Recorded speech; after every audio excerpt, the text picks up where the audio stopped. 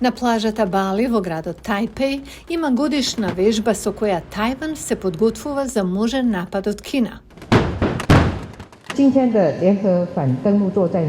Денешната борбена вежба е најголемата вежба оваа година, тестирајќи ја соработката меѓу различни служби, единици и сили.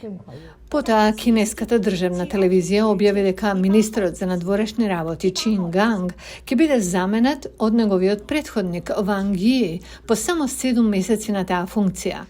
Сад велат дека смената на Ганг нема да ги промени неодамнешните напори на представниците на високо ниво за одржување на американско-кинескиот диалог.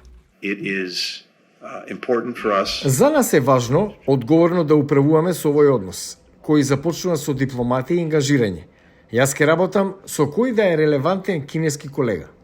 Новоамериканскиот конгрес има голема загриженост за економската конкуренција меѓу САД и Кина. Ние повеќе не ја контролираме најсовремената технологија, во многу случаи безкорисно продолжуваме да фрламе милиарди и милиарди долари за истражување и развој.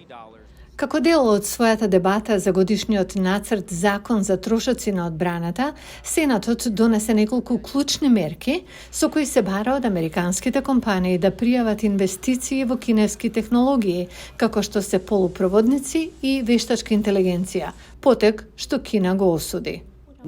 Економската и трговската соработка меѓу Кина и САД е од заедничка корист и добивка за двете страни. Намерното ограничување или мешање во нормалните економски, трговски и инвестициски активности во индустријата и во приватниот сектор е спротивно на принципите на пазарната економија.